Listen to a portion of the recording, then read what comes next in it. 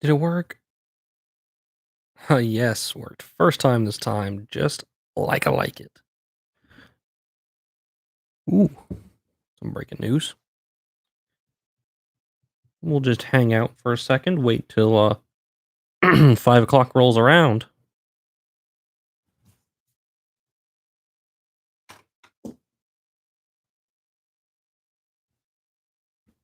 Awesome. No technical difficulties this time. It is 5 o'clock Central Time.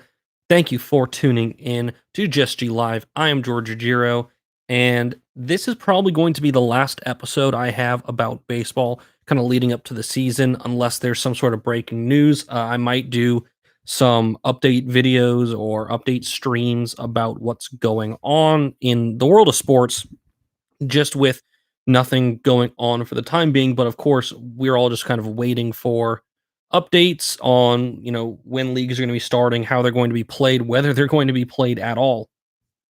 So I might come back with some other baseball about that, but this is the last division of baseball that I've not talked about just yet. It is the AL East, arguably the best division in baseball, just based on, quality of recent times, quality over, however long. This is home to some of the most prestigious and successful programs, organizations in all of Major League Baseball.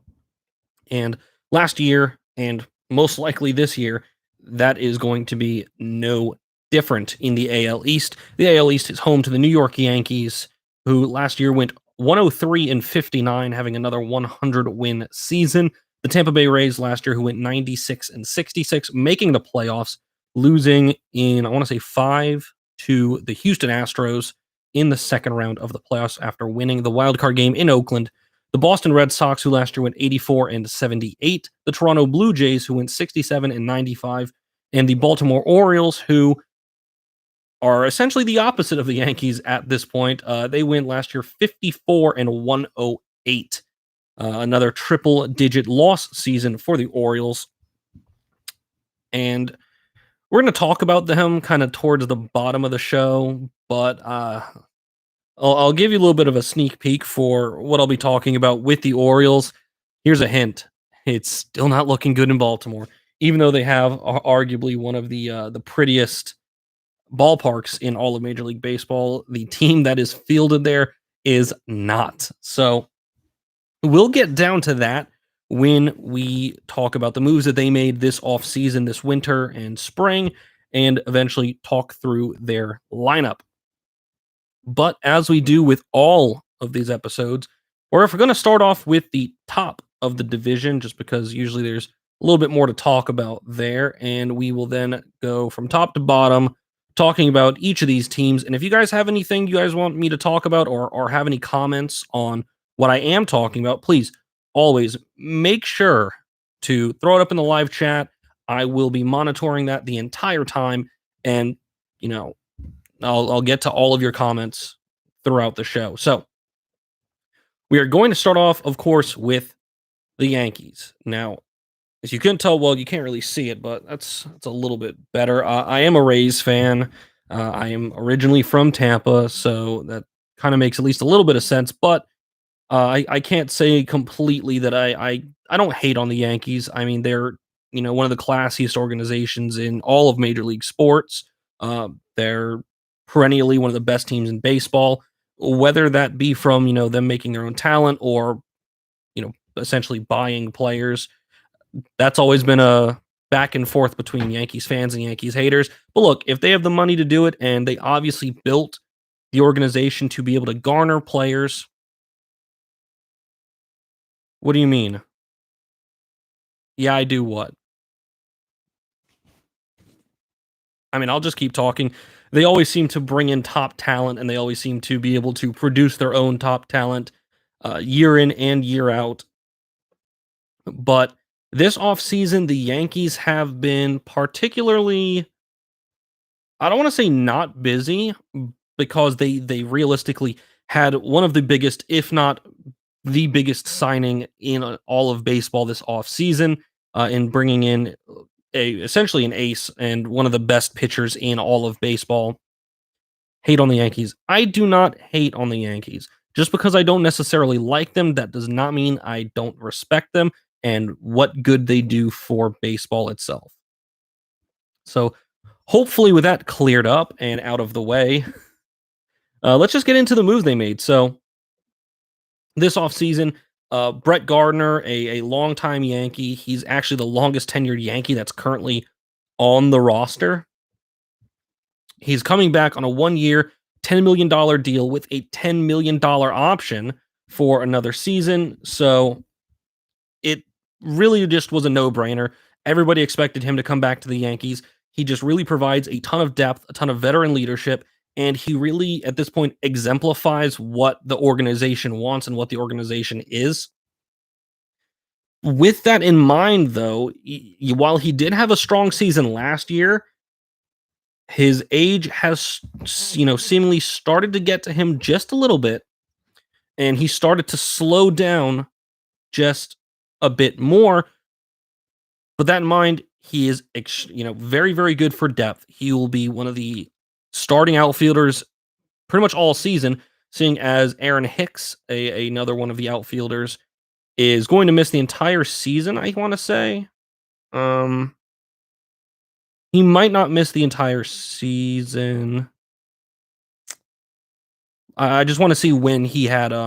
Oddly enough, Aaron Hicks is an outfielder who ended up having to have Tommy John surgery, and normally that's a surgery that is reserved for pitchers because what it is in your elbow there are the ligaments that connect everything together, and pitchers when they throw put a lot of force on those ligaments, and if they tear, they have to be essentially either repaired or removed, and that takes a lot of rehab. And why usually pitchers get that is because usually those are the players putting the most stress on that part of their body. So that's why it's interesting that Aaron Hicks had to have Tommy John surgery. He had the procedure done last October. So it'll be at least a year. So it'll be through this October, if not a couple months more, until he's healthy and he comes back.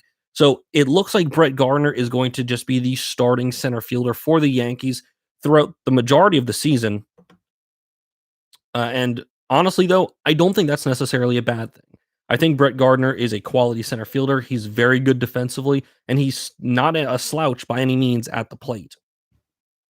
We're going to save the really big signing for last. So there's another smaller, move made by the Yankees this offseason, and that's that they signed pitcher Aroldis Chapman to a 1 year, $18 million extension. So this one was kind of weird to me because while there isn't a whole lot to say about it, he is an elite closer.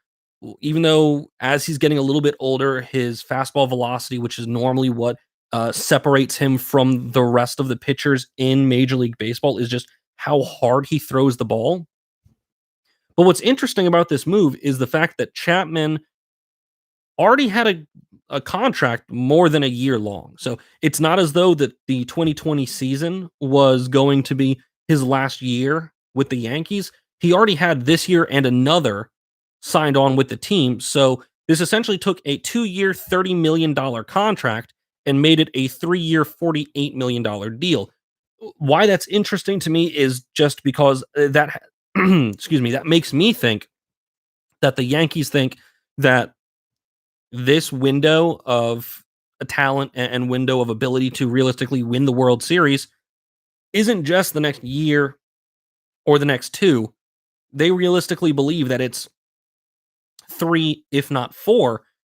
And I have to agree, there's plenty of talent. There's actually more than plenty. There's a ton of talent in this lineup.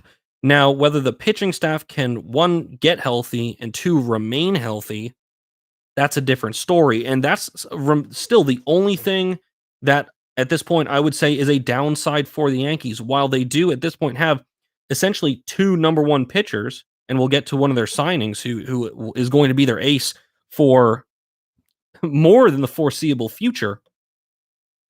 The bottom half of their starting rotation and even the majority of their bullpen isn't necessarily the strongest. Sometimes it really doesn't matter if you can score, 4 or 5 runs a game if your pitching staff and your defense lets in that much, if not more.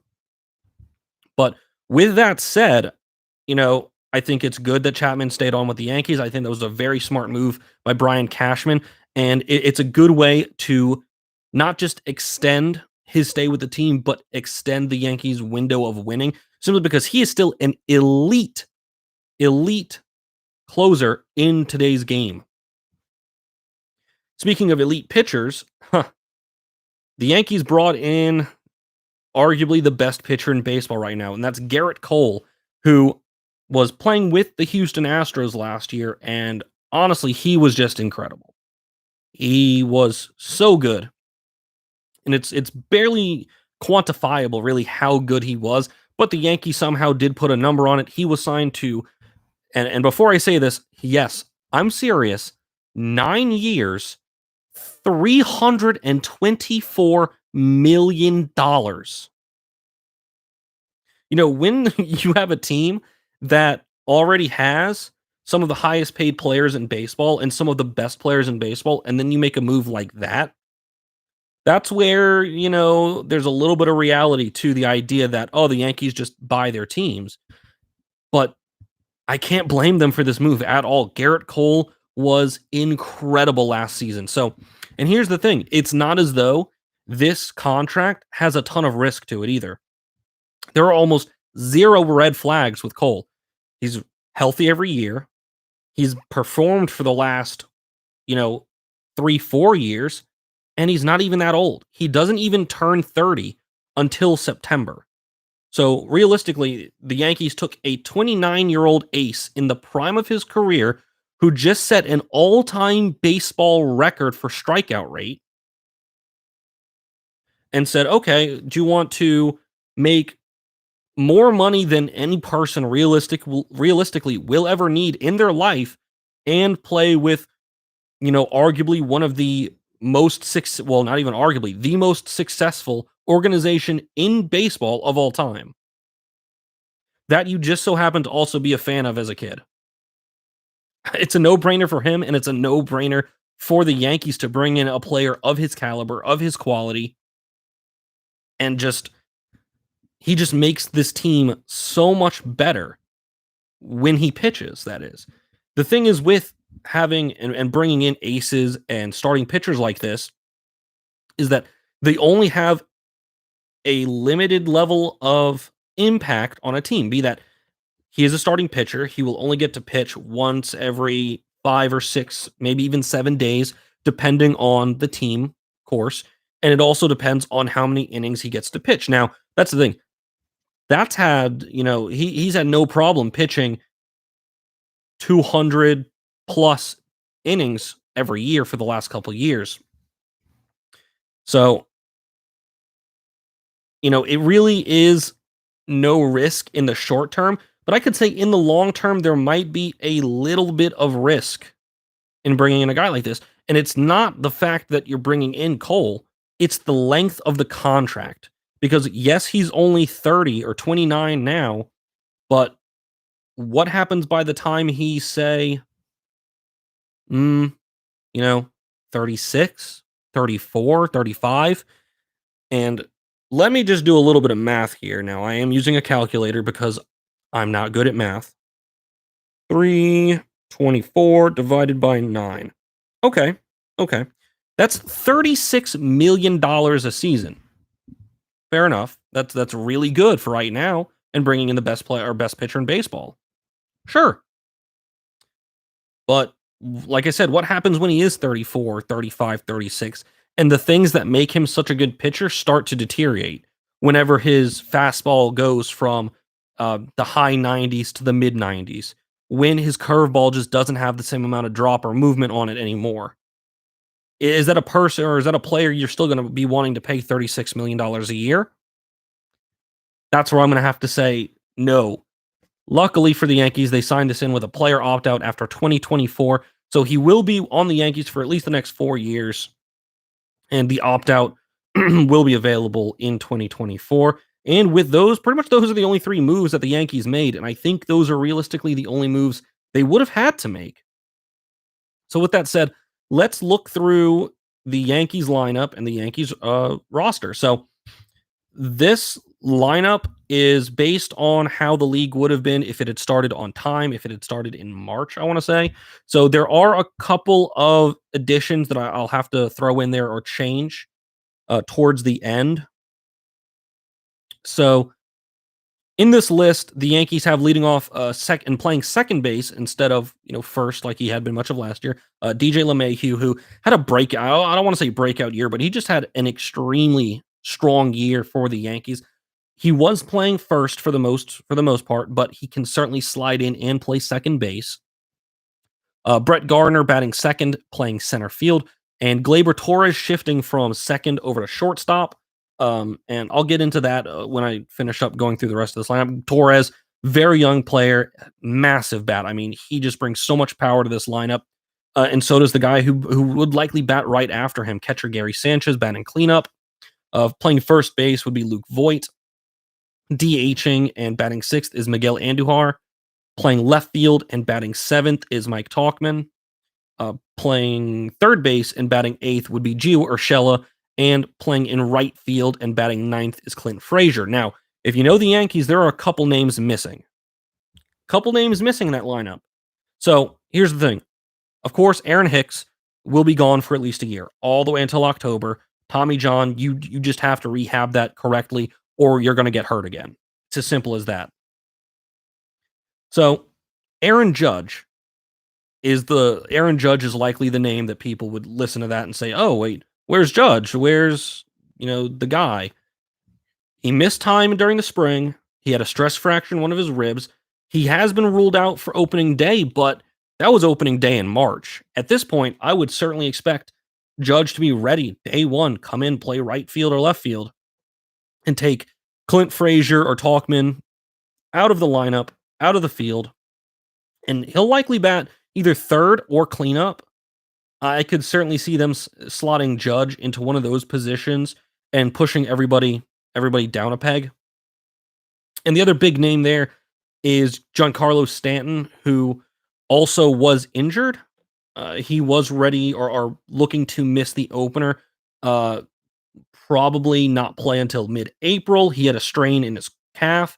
But like I said, at this point, if he was ready to return in April, it's now May. He will also be ready. And that makes this lineup one of the most dangerous in baseball. There's so much power. There's so much professionalism and eye at the plate that this realistically should be a very, very strong lineup from top to bottom. Now, if you noticed, also when I said that Gleyber Torres would be playing shortstop, I'm not sure how good he'll be at that position defensively. I know for the most part he played second base or has played second base. The kicker with that is that the Yankees did actually have a pretty big loss this offseason. Didi Gregorius ended up signing with the Phillies, and he'll be a big loss, and he'll be a bigger loss, I'd say, defensively than at the plate, because realistically, it would take a lot, a big, big loss in this lineup to really put a huge dent in it. And now moving on to the pitchers, and this is where I said I had a little bit of a problem with. So, of course, Garrett Cole, ace, number one guy, that's enough said. He's the guy. Pitching second is their the guy, Masahiro Tanaka, who is a great pitcher. I love watching Tanaka pitch. His off-speed pitches are absolutely nasty. But then after Tanaka, there's a bit of a drop-off. And I'd say it's a sizable one. They have pitching third J.A. Happ, who is towards the tail end of his career. Yes, he is a lefty. Yes, he does add a little bit of variety to this pitching rotation, but he's well past his prime, and he even showed it last year and the year before with the Yankees. Then they have Jordan Montgomery, who, for the most part of his career, has been a reliever coming out of the bullpen, and they have him starting. Okay. And pitching fifth is, I'll be honest, a guy I've never heard of, Michael King. Couldn't tell you anything about him. I haven't seen him pitch. I'm not sure many people have. And of course, closing is Aroldis Chapman. But here's the reason why this is looking as weak or as beat up as it is, because they're missing two of their pitchers. So, big lefty, James Paxton, who's had an up and down Yankees career so far, not going to lie. He's been very up and down, had some coming over from the Mariners just the season before last. 31-year-old had a spinal surgery in February. And It's looking like he'll return to the rotation in May or June. And of course, that also depends on when it's going to get started. And Luis Severino, who had soreness in his right forearm at the start of training camp in February, had Tommy John surgery. So he will be out for the Yankees at least a year, probably closer to a year and a half, depending on how his rehab is going and all of those things. But all in all, this team, even with a weak second half of the rotation, they have a good enough bullpen. They have a fantastic closer, and those top two pitchers realistically will give them a chance to win any game that those guys pitch in. It's as simple as that. And this lineup brings so much power, so much batting ability that I would expect the Yankees to win pretty darn close to 100 wins, if not more, next season. That's a lot about the Yankees. Now I can yes, in this case I might hate on them a little bit. Now I get to talk about a team that I really really like to talk about, and that's the Rays. The Rays last year were second in the division, making the playoffs. And this is another one of those teams that has been busy, even though they might not have necessarily needed to be. So looking at the moves that they've made a couple, not just signings, they've made a fair couple trades. So one of the major signings, and this might not seem super major, but for a team that realistically hasn't had a ton of talent at the position, a little bit of stability is necessary. The Rays re-signed catcher Mike Zunino, just 1 year, $4.5 million, with an option for 2021. And Zunino wasn't great in his first year in Tampa. He was very meh at times. He only hit 165. He played 90 games. He had a left quad injury, and that really hampered him at times. But if you look at the market during the offseason, so Grandal signed with the White Sox, Flower signed with the Braves, Travis d'Arnaud left the Rays and signed with the Braves, and the Rays' other catcher is a rookie or a very young player, Michael Perez. So I think they just looked at the overall situation and said, okay, we have a young guy who we're not sure if he's 100% ready yet. I don't know if we should hand over the reins to him and just let him jump right into the fire, especially for a team that's realistically in win now mode. This team has a ton of veteran talent mixed with a lot of young talent. And even just based on last season, if they can keep some of their pitchers healthy, if they can keep a lot more of their lineup healthy, this is a team that realistically should improve from last season, even though a lot of what they have going on is similar, if not the same. So Zunino brings a little bit of veteran ability, especially in framing and playing defense, even if he might be a little bit of a detriment at the plate.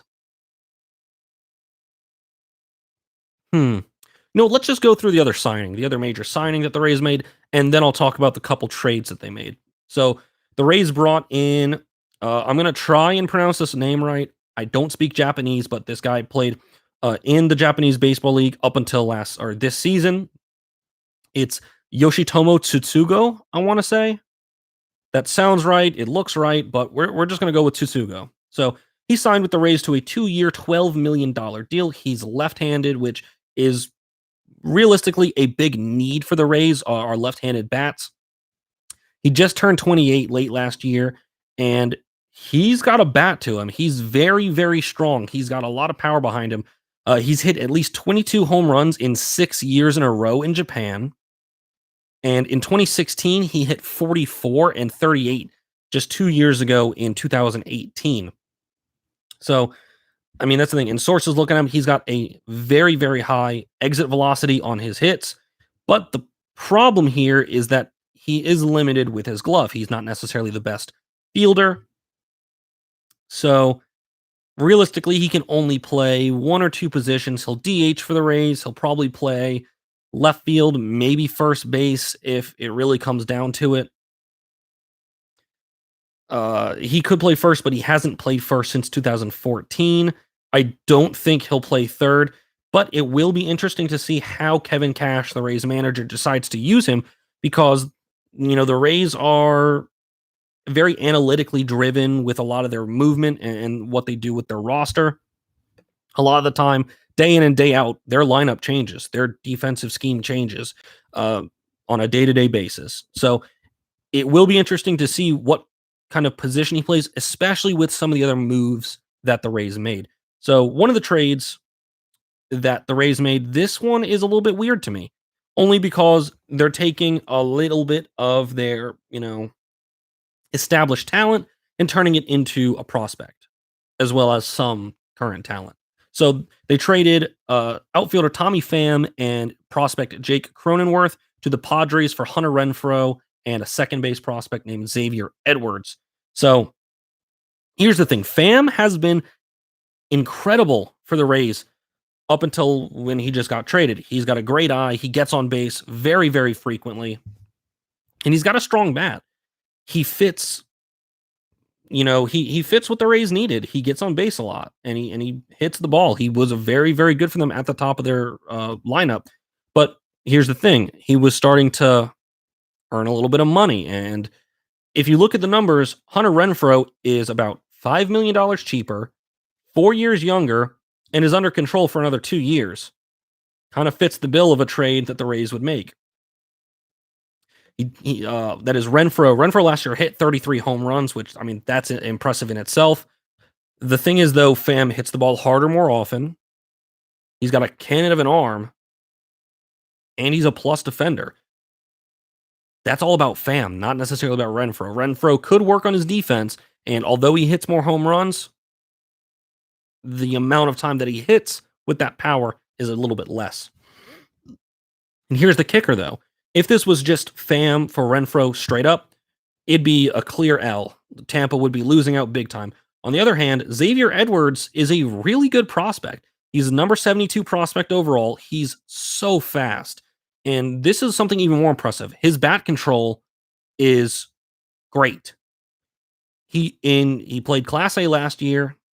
He went up to bat 561 times. He only struck out 54 times. That number is minuscule for that amount of plate appearances. He's only 20 years old. He's nowhere near the major leagues. He could certainly work on his power. Over 2 seasons, he only hit 1 home run. But if he can work on adding some power to his bat, I think with that level of discipline at the plate, he could certainly make a difference at the MLB level sooner rather than later. Where's 2 more trades here? Another one with the Padres. We'll stick in San Diego.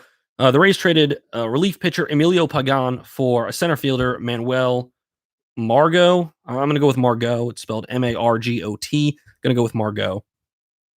Tampa Bay also got a catching prospect in this trade. So as for the Rays side of this, I already talked about this when I talked about the NL West and talked about the Padres.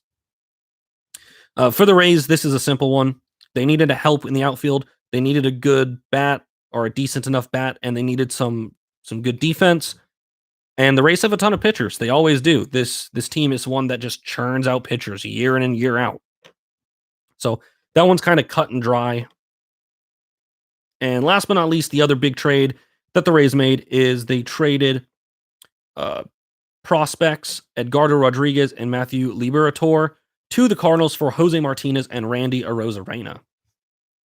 And they also swapped picks. I think they're draft picks. And here's the thing. For Jose Martinez, he's up there in age at this point where he would be a liability in the field. He can play first base. He would be better as a DH. But here's the thing. He can hit. He can really get up there and rake against lefties. I should just preface this with this. Against right-handed batters, he's been above average.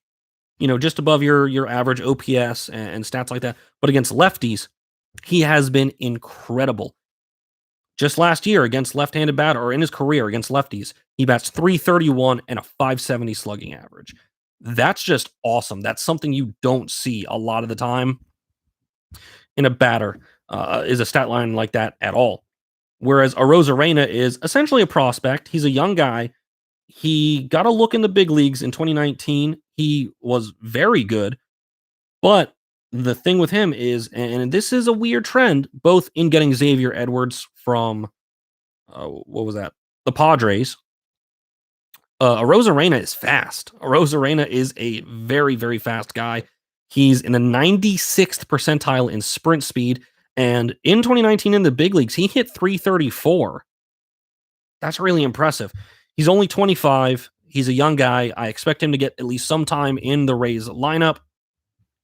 And if you look at this trade again, also, the picks also benefit the Rays. The Rays went up about 30 spots in the draft with that trade of draft picks. But with all that in mind, those are the major moves. I think now it's time to just look through this lineup and kind of get a better, glimpse of how this team very well might perform next year. So they have all-star outfielder Austin Meadows leading off, third baseman Yandy Diaz batting second, G-Man Choi playing first and batting third, Hunter Renfroe, the new left fielder, like I said, he brings a big bat, playing left field and batting cleanup. Batting fifth, another big bat is Yoshitomo Tsutsugo at the DH position. Brandon Lau, another all-star player, playing second base and batting sixth. Mike Zunino, seventh, catching. Excuse me, Kevin Kiermaier, elite defender there, arguably one of the best gloves in all of baseball, playing center field, batting eighth, and shortstop Willy Adames batting ninth. Now, that's the thing. This is essentially the same lineup as they had last year. Meadows, Diaz, Choi, Lau, Zunino, Kiermaier, and Adames. All but two of those starting players are, pullovers from last year. So I wouldn't be surprised if they all perform to that same level. But here's the kicker. Here's where this team really shines, is this pitching staff. So they had all-star Charlie Morton leading off or pitching first in the week. Blake Snell pitching second, former AL Cy Young winner. He was hurt a bit last year, struggled a bit, and then it really picked up again. Tyler Glasnow, oh my goodness, this man. First off, he's huge. He's like 6'7", and he throws just absolute fireballs. I mean, he's throwing consistently as a starting pitcher, throwing high 90s, 97, 98, 99, and he's got a nice curveball on him too. Last year at the beginning of the season, he realistically was looking like the best pitcher in baseball for the 10 or 11 games that he played before he got hurt, missed the majority of the season, came in during the playoffs, and then if you watched, he was tipping his pitches, which, led to him getting shelled more than once. And then they realistically have two kind of decent enough back-end pitchers in Ryan Yarbrough and Yanni Chirinos. Those are guys you don't really want to have to push up in your batting or your pitching rotation, but if you need to, you can. And then their closer is Nick Anderson. So pitching staff remaining relatively the same, and if they can be healthy enough, I think this team will end up with more wins than they had last season, especially bringing in a lot more power to their lineup, and especially power that will help them hit against lefties, which they've had trouble with over the last couple of years. Now, moving on to the Red Sox. The Red Sox made, again, a couple moves. A good couple moves. For me, the biggest move that they made is actually getting themselves a new general manager. And I know a bit about this general manager only because he used to work for the Rays. He worked as the Rays, I want to say VP of player personnel, something like that, but Chaim Bloom. Realistically, you can tell that he's the brainchild. The Rays team is his brainchild. It's his work of art. He's always trying to cut costs while at the same time getting things. Like, he's always about building naturally and bringing in players that will help the team even now, as well as hopefully later on in the future. So I honestly think he's the biggest pickup that the Red Sox got. And if he can continue to work his magic with a team that has the pockets and the wallet of the Red Sox, I could see this team, even though I'm not 100% sure how good they're going to be this year, just based on some of the moves that they made, I do think that this is a team that very quickly will be back to playing very, very good baseball. So we're going to save the really big Red Sox move for last. We're just going to go on with some of the other ones. So one of the ones I talked about, I want to say on Wednesday, or it might have been even before then, they traded catcher Sandy Leon to the Indians. And the Red Sox, all they got was minor league pitcher Adenis Bautista. See, like I said, this is about less than what the Red Sox are getting. And this is them saying, okay, if we release Leon, if we cut him, we have to pay, the buyout clause, that kind of thing. Because we realistically don't want to pay him, and we also don't want him to play because he's not very good. Okay, so how can we save money? We can trade him. Cool. So they essentially take nothing and get something and call it a day there. So, I mean, that's a very Heim Bloom move, if you ask me.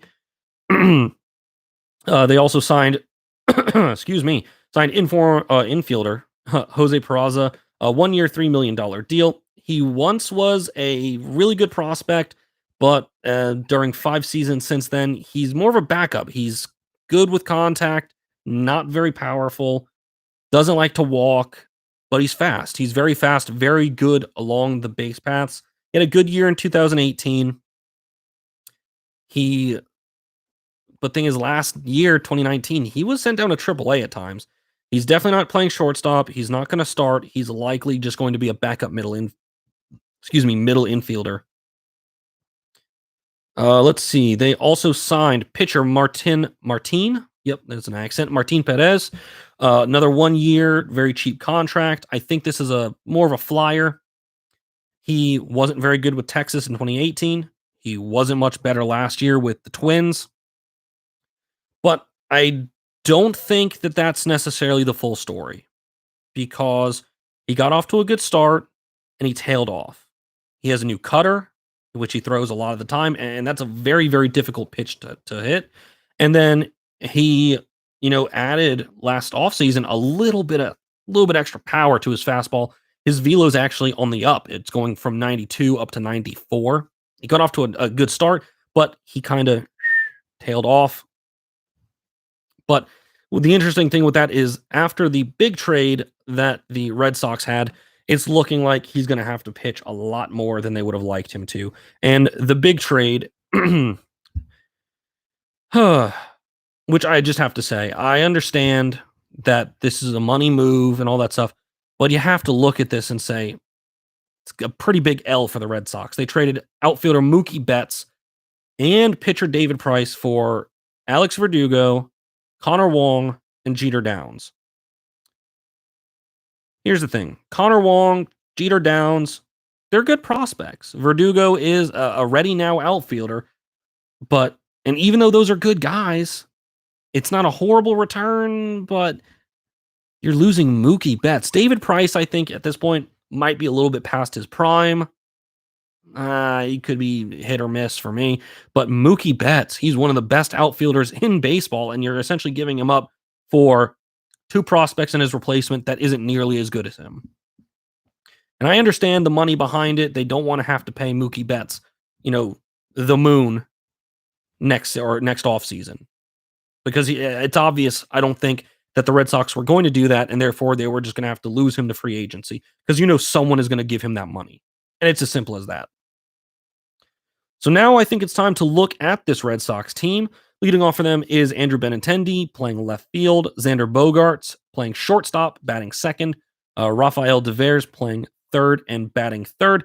Their DH, again, always cleaning up for them. JD Martinez, one of the best bats in baseball the last couple seasons. I expect the same. Playing first is Mitch Moreland. Catching is Christian Vasquez. Playing center field is Jackie Bradley Jr., another really, really good defensive center fielder who brings a little bit to the plate, not going to lie. Kevin Pillar playing right field, and Jose Peraza at second base. And then their pitching staff, there's just a huge hole at the top of this pitching staff with the loss of David Price, and I don't know how they're going to fill that. But with this, they have Eduardo Rodriguez pitching first, Nathan Eovaldi pitching second, who I just have to say, coming off of a Tommy John surgery, just either last year, the year before last, he's come in and played very, very well. And then, as I said, Martin Perez is likely going to have to step in, and then Ryan Weber pitches fourth, and their closer is Brandon Workman. So Alex Verdugo is slated to get back into the lineup at some point. He had a stress fracture in his back last season in the Dodgers. There's no timetable for that yet, just because it's something you really don't want to mess with. You don't really want to come back early from a back injury, because those can get a lot worse and very quickly if you don't treat them right. With that in mind, it looks like Kevin Pillar is likely going to be his fill-in. Two more teams, two more. So we have next the Toronto Blue Jays, who they had not a great year last year, but this is a team that one has not had a good pitching staff in a while, and two, a lot of the talent on this team is so young, and I'm talking like mid to early 20s young. So the moves that they've made this offseason, they trade for Chase Anderson from the Brewers. He's been very good. They just traded a minor leaguer, a first baseman, and Anderson started at least 20 games in each of the last 6 seasons. So you're getting consistency out of this guy. He's not going to get hurt. You're getting consistent pitching, and he's been good. He has a 3.63 ERA. It's above average. He has a very interesting cutter. He has some nasty off-speed stuff. So this is a guy that they really brought in to say, look, we need you. You're going to be a workhorse for us. You can pitch 20 games a year. Perfect. We only had 3 of those last year. We only had 3 guys last year that went out and threw 20 games. That's realistically not enough. And then you know what they do? They just go and get 1, 2, 3 more pitchers. They essentially just rebuilt their entire pitching staff. So then they signed pitcher Tanner Roark on a 2-year, $24 million deal. He's been a full-time starter in 5 of the last 6 years, and in each of those years, he's had 30 starts. I kind of see a trend here. And even then, his ERA as a starter, solid, 3.73. He's a reasonable third or fourth starter. It's a very good depth deal. The problem is he might be asked to be more than that. That is until they go out and sign 2 more pitchers. They signed Shun Yamaguchi out of Japan, 2 years, $6 million deal. He spent part of 14 seasons playing in baseball for Yokohama and Yomiuri, I want to say. And here's the thing, and this is coming from a Japanese baseball expert. I'm not going to say that I am. I am taking this in information from him. He says on a pitch per pitch basis, his splitter was the most effective pitch among pitchers with 80 plus innings in all of Japan. And Japan is known for bringing some very, very talented pitchers to Major League Baseball. So, and what's interesting with him is that he's kind of had the opposite role switch as a lot of MLB pitchers, where a lot of them will start out as, starters, and as their career winds down, they end up becoming relievers. He's the opposite. He started out as a reliever, and then they realized, oh wait, this guy can throw, and he can throw well. So they changed him into a starter, and now he will be playing in Canada with the Blue Jays. And here's the big signing that they made. They went out and got one of the better pitchers of all of last season from the Dodgers. They signed Hyunjin Ryu on a 4-year, $80 million deal. Now, here's the thing with Ryu, is that, like 100% better than any pitcher the Blue Jays had last year and have had in the last couple years. But the kicker is he's not super durable. He isn't necessarily super reliable. Over the last couple seasons, he, threw 20, over the last 5 years, he's thrown less than 400 innings over the last 5 seasons. He missed essentially all of 15 and 16. and it's a good question to ask if he'll even get to throw that many in the 4 years that he plays for the Blue Jays, because he's already 32, 33. The last year he was outstanding. Last year he had a 2.21 ERA. And the only person who had a better one than that is Jacob deGrom, who won the Cy Young multiple years in a row with a Mets team that got him less than double-digit wins each time, even though he only let in about a run a game. That's the type of quality pitcher we're talking about from last year. He was all MLB, outstanding, but you have to wonder if he'll actually pitch enough for the Blue Jays for them to get to see that type of talent. No matter what, though, he is a much, much better pitcher than anybody that the Blue Jays had at the end of last season. So he's an immediate upgrade for them.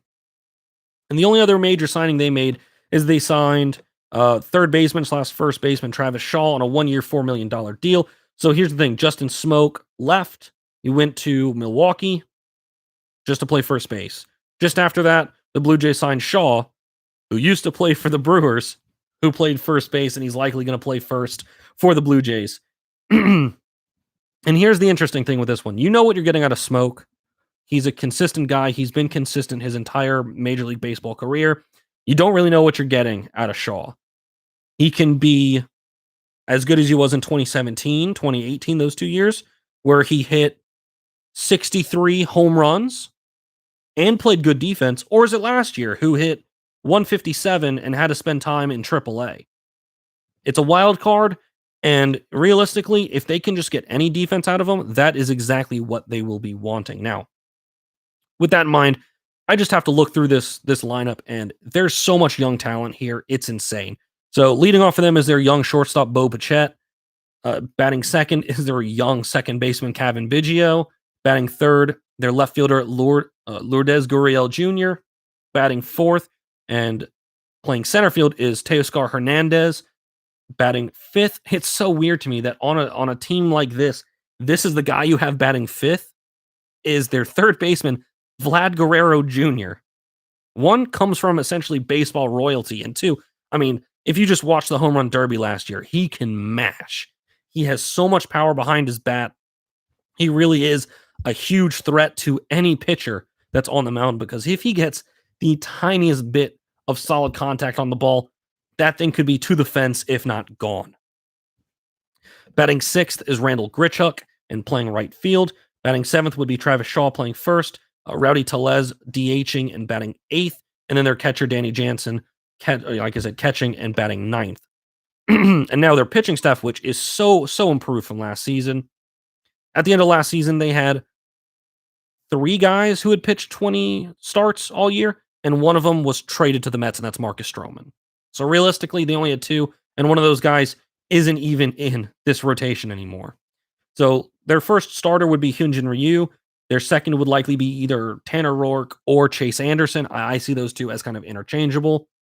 So that gets you through 3. Fourth would be Matt Shoemaker. And fifth, just kind of, I'd say keep him at 5th right now just to see what he brings to the MLB game. That'd be Shun Yamaguchi.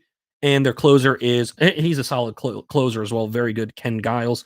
Well, I have to say, with this improved pitching staff, and you just have to expect some of this young talent to get better. I mean, Bichette, Biggio, Gurriel Jr., Guerrero Jr., Hernandez, the top 5 or 6 of their lineup is young and just good at so many different things. Bichette and Biggio and Gurriel, all great at getting on base, all great base runners. And they all hit with some power. And then you follow that up with Hernandez and Guerrero and even Grichuk to an extent. And those guys can just send it out of the park at will. I think that if those young guys get better, and if this pitching staff holds up and can pitch as many innings as they need to, this could be a very, very dangerous Blue Jays team. After talking about a team that is likely on the up, sadly, we now have to talk about the Baltimore Orioles, who realistically only made two moves. So they traded Dylan Bundy to the Angels for 4 pitching prospects, 4 guys.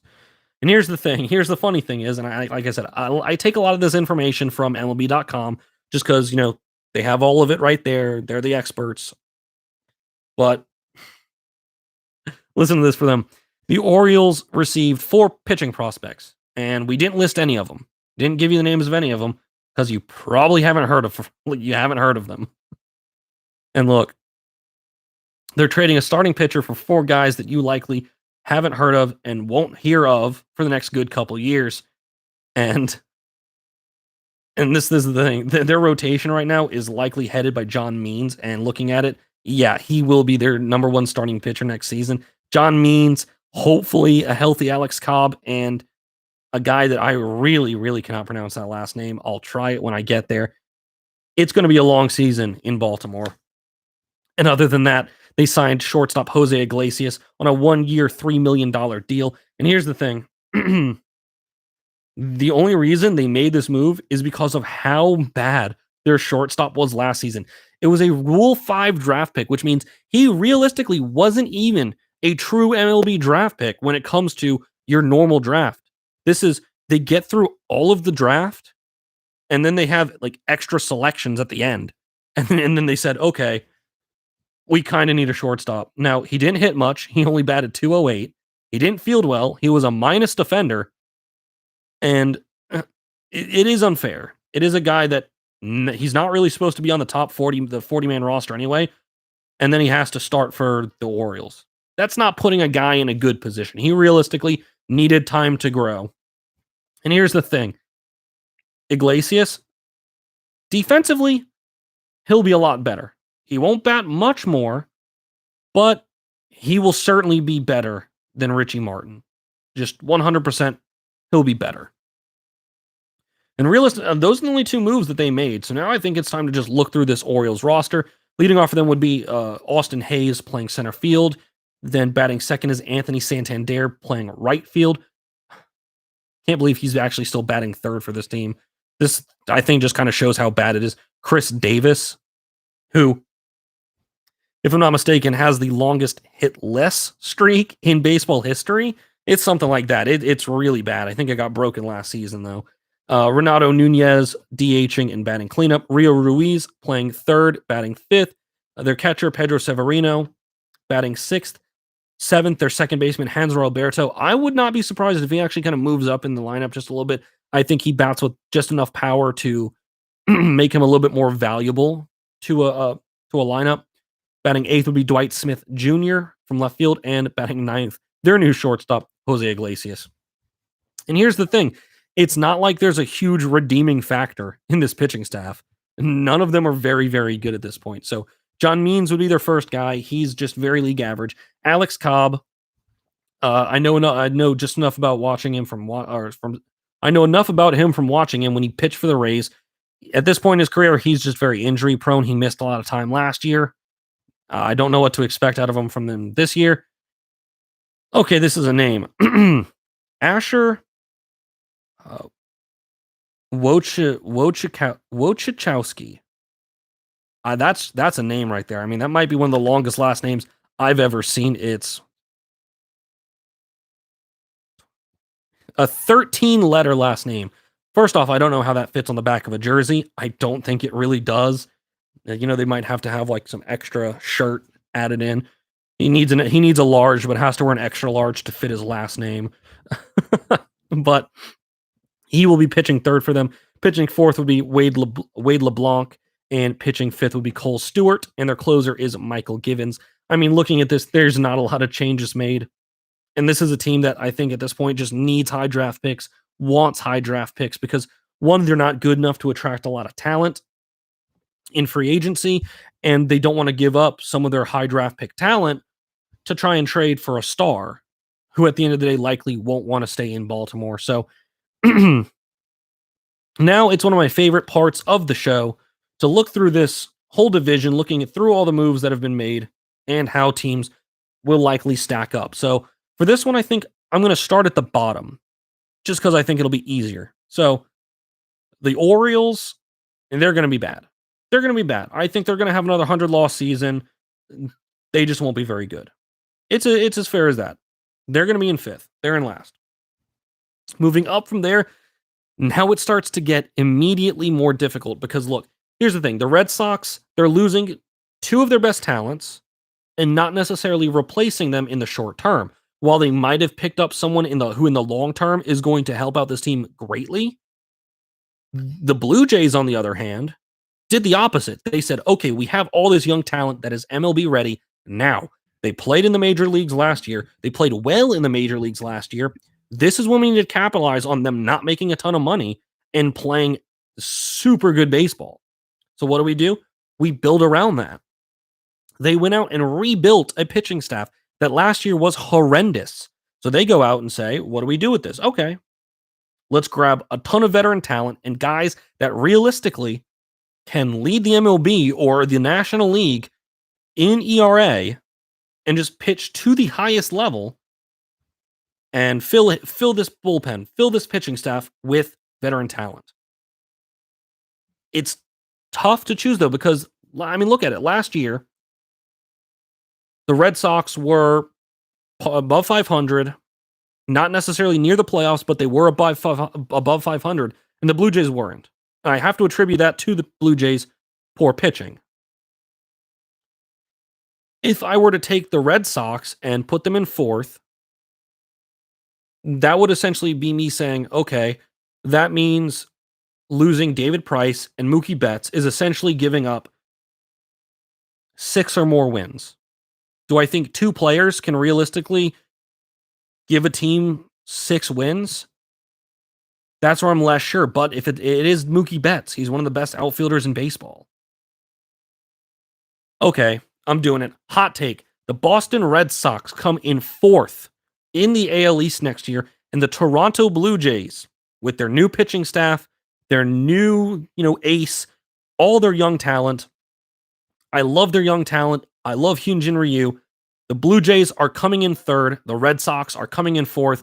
And then at the top, I think it's easy enough to say, with the Yankees getting Garrett Cole, they have to come in first in the AL East. They have too much talent not to. I think the Rays are going to be better than they were last year just based on health alone. Honestly, I think both of those teams have 100 win or more seasons. Do I think having healthy pitchers can win Tampa 4 extra games? Yeah. Do I think the Yankees getting the best pitcher in baseball, if not, well, I should say one of the best pitchers in baseball because Jacob deGrom is really good. But this is a team that goes out and gets one of the best pitchers in baseball. Do I have to think that they get better? Yeah, I kind of do. So I think the Yankees come in with probably at least 100 wins, if not closer to 110. I think Tampa gets a lot closer to, they had 96 wins last year. If they stay healthy and they add a lot more power to that lineup, I have to expect them to get more wins too. So I think Yankees in first, Rays not too far behind, at least at 100 wins. The Toronto Blue Jays coming in third, the Red Sox in fourth, and the Baltimore Orioles, of course, still being the caboose of the division, being the ugly duckling or ugly Oriole or whatever you want to call them because they are just not good. So it's a little bit of a longer one, but I feel like I have the most knowledge about this division. I watch a ton of baseball coming out of the AL East just because I support one of the teams. I try to keep it as unbiased as possible, even though I was accused of not doing so early on in this stream. But I really do appreciate everybody tuning in, everybody watching. This is the last episode of baseball, probably for a little while. I'm not sure what I'm going to do next, though. I'm going to put out a couple polls, see what you guys think. With next week being finals week, I'm not going to take the week off. What I think I'm going to start doing, though, is and I'm going to ask what you guys think. I'm going to see if you guys still want 3 episodes a week, or if I can maybe switch to a Tuesday, Thursday show. Excuse me, just so I can try and keep up quality content for you guys. There are 2 major sport leagues in North America that, it's middle of the season for them. It's going to be tough to see what they decide to do, but it would be interesting, I think, to look at maybe some playoff predictions or just how playoffs might turn out or might start, be that with basketball and hockey. I will put out a couple polls. I'll see what everybody thinks. Again, thank you all for watching. I really hope everybody is doing what they can, having a good end of the semester. Finals week is coming up. It's almost the end. It's almost summertime. And even though we can't go out there and enjoy the sports that we all love, it's better that we stay inside, stay healthy, and stay safe. So that is everything I have for you guys. If you guys have anything for me, I'll hang out for probably another minute or 2 before I sign off.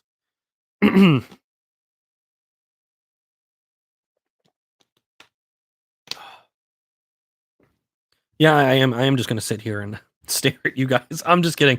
I'll talk at least for a little bit longer while you guys might have some other comments.